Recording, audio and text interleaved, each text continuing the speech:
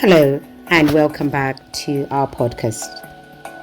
My name is Dr. Alison Chiwara.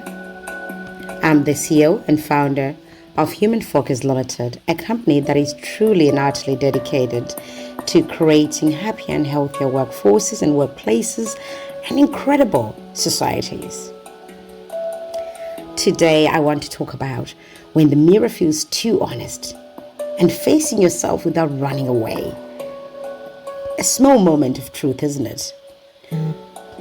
Welcome to this sacred place that I want to call a moment that just belongs to us, to you and I. If you've journeyed with me from, elegantly broken, the pause between hustles, the currency of quiet, and the face versus strategy, then you already know that this isn't just a podcast. It's a mirror. A soft place to land, if I can call it that, and a really wild place to tell the truth, right? So today's episode is for the brave, yes. Not the fearless, but the ones that are willing to see themselves clearly or more clearer. Even when the reflection stings, when it really hurts. And it's called when the mirror feels too honest. And you have to face yourself without running away.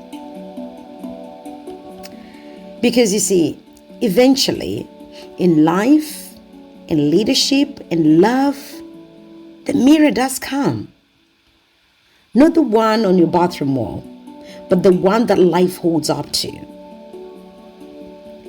After the deal fails, after the relationship fractures, after the silence becomes so loud to even ignore it. The one that says, this is who you are when no one is watching. And this is who you are becoming, whether you like it or not. That's tough, right? Now, there's this bit that we always talk about, the illusion of growth, where we live in a world where busy is often mistaken for just becoming the better version of yourself. We tick boxes. We are building incredible businesses, incredible platforms, and we're creating routines. And we tell ourselves that we're doing the work. But are we really? Sometimes we're just running in circles around our very own truth. And that's a hard pill to swallow. Well, here's something I had to confront in my own life. I wasn't growing. I was hiding. But I was hiding with excellence. That was the truth I had to tell myself. I had built so much, but I hadn't paused to ask, why am I exhausted even after success? Why do I fear silence? Why do compliments feel heavier than criticism? Because I wasn't afraid of failure. I wasn't afraid of finally meeting me without the masks, without the applause, without the strategy. Just me in the honest mirror. See, neuroscience has a theory on avoidance. Your brain is a survival machine. And in a very odd but incredible way, it's wired to protect you. Even from your own truth. That's why sometimes we avoid hard conversations. Why sometimes some of us overcommit. Sometimes we even procrastinate and get addicted to performance. And these are not flaws, believe me, they're not. They are protection mechanisms, your nervous system's way of saying, hey, Alison, I'm not ready to feel this. But beloved, darling, the mirror doesn't hurt you. It's the resistance that does. It's what we resist that consistently persists. What we face transforms us. So let me ask you, what have you been resisting that is quietly, perhaps, transforming your life? Well, Well, I want to share a little bit about my own mirror moment. When the story becomes yours, there comes a time in life when that story you used to read about, testimonies you once clapped for, the storms you thought only other people would ever walk through, suddenly they are yours. You become the story. You're standing in the middle of that page, and the mirror isn't lying either. I once found myself there, in that space, that in-between space, yes, not quite broken, not quite whole, but just standing in the quiet ache and pain of reality. Everything on the outside looked beautiful, stunning. My name was being spoken in rooms I had once cried to God and shouted, God, let it be. The rooms I so wanted to enter. Opportunities were blooming. I was doing okay. I was doing the work. I was walking in purpose. Well, so I thought. But one night, after another long day of being on, I came home to stillness. And that's where it happened. The mirror came. And this time, it wasn't the one hanging on my wall. It was life itself reflecting me back to me. It was scary. It felt harsh. But it was the truth. And it was saying this, Dr. Alison, Ali, as my mom would call, this is you. This is the woman you've read about in other stories. Now it's your turn to live what you preach. And darling, that truth hit hard. Like hard. Because the mirror doesn't flatter. It doesn't filter either. It just reveals exactly what you're giving it. Unless you're in self-righteous, of course, or otherwise. It showed me my exhaustion, which I dressed up as commitment and consistency, my busyness masquerading as purpose, my giving hiding my fear of being forgotten. Yeah, that is my truth. And in that stillness, I heard my mother's voice. It was soft, it was steady, but yet so alive, it actually filled my heart. And I heard Mwanangu, my daughter, zvawakamboverenga, zvawakambonzwa ukaona, nhasi zviva zvako. Let me just try my best to translate in English. It says, my daughter, the things that you once read about, watched, or heard others go through, they are now yours to go through. Usatya chiso chako nokuti Mwari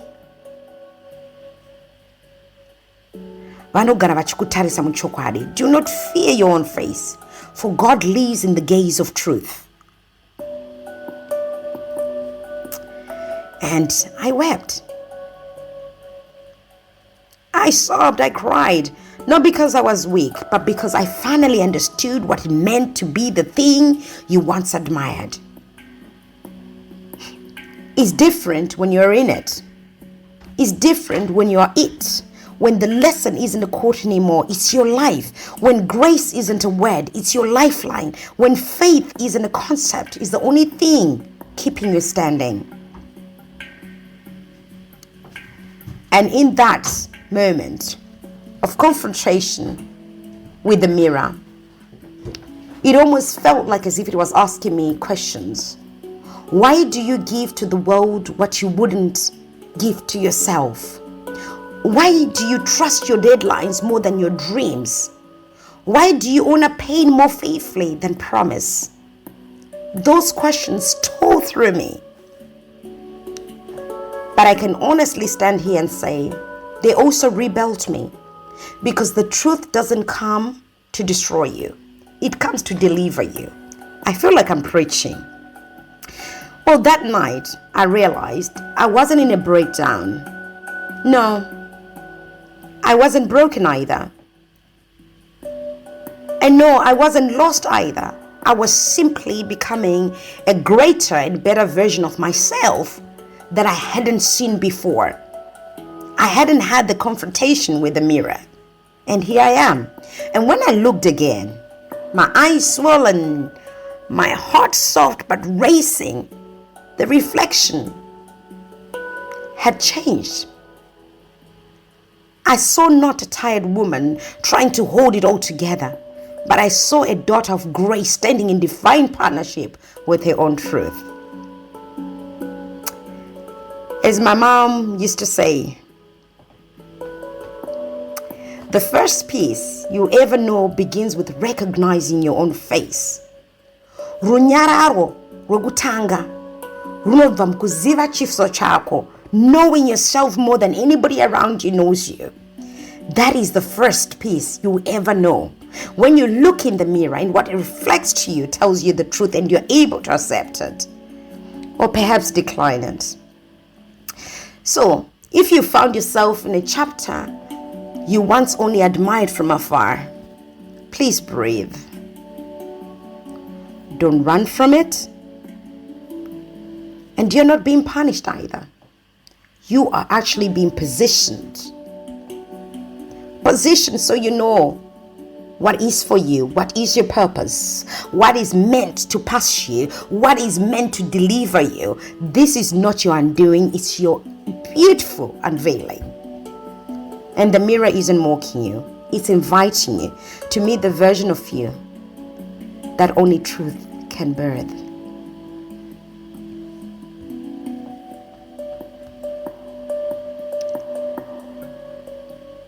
Yes,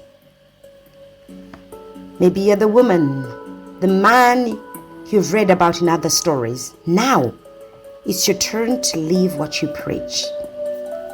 Those words from the mirror stayed with me.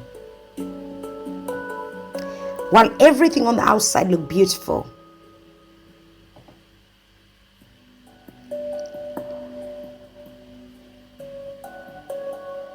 the mirror had a completely different story to tell me.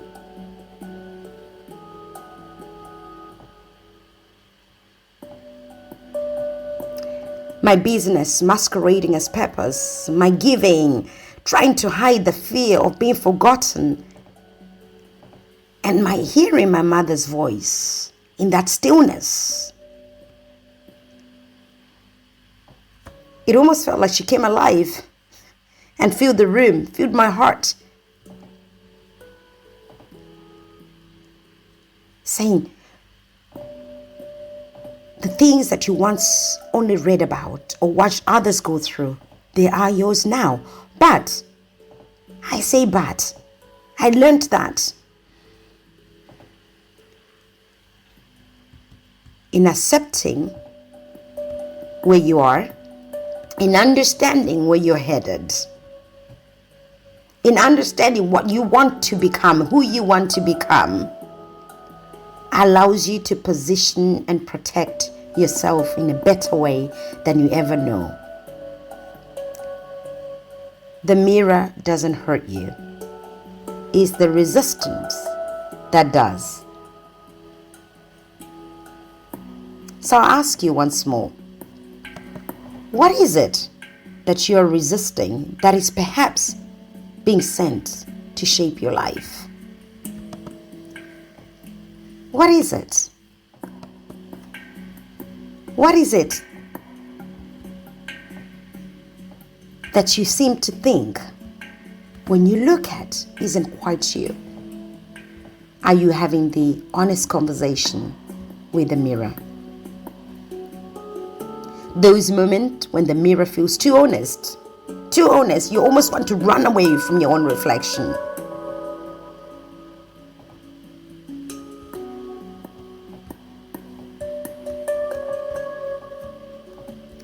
Don't run from it. It's positioning.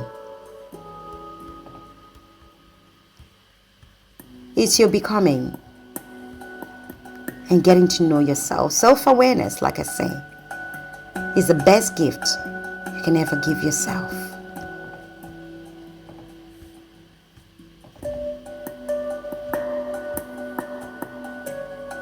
You see, while your reflection may surprise you, it will also remind you you were never meant to be perfect. You were meant to be whole, unbroken, uncracked, and unhurt.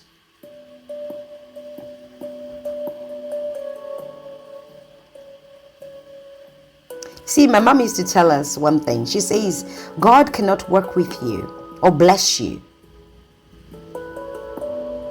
when you pretend to be somebody else. The word begins with the real you. Mwari ashande nekunyeba. Shokoruno tanga newe. You being true to yourself. You coming up at a point of wholeness.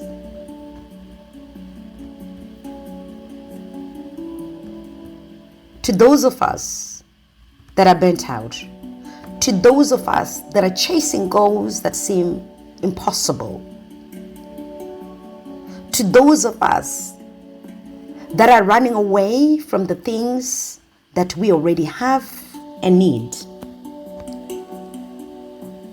and unaware of those blessings. For those of us that are asking for the next promotion when we haven't quite mastered where we are. For those of us that are asking for more when we can appreciate what God is already doing for us.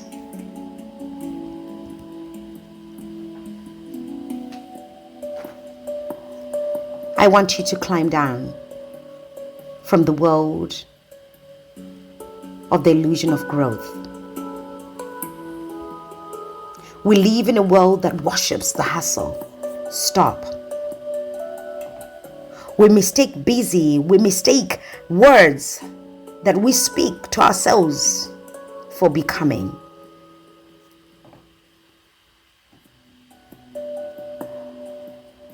Sometimes we're just running in well-dressed circles around our own truth. And sometimes there has to be a moment in life when we have to admit, I wasn't growing. I was hiding, but hiding very well with excellence. Take a pause and appreciate the soft place where you're landed right now. On this podcast, where sometimes it is a little bit of a hurricane, a wild place where we tell the truth. And I hope that today's episode, which I said was for the brave,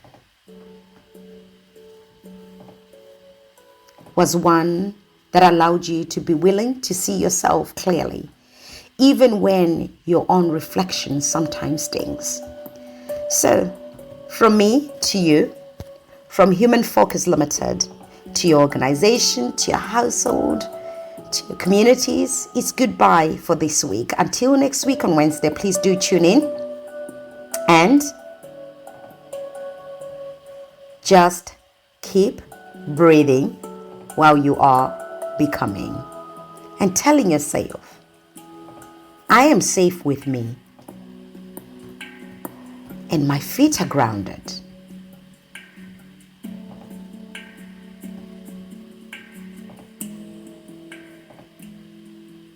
Until next time, it's goodbye.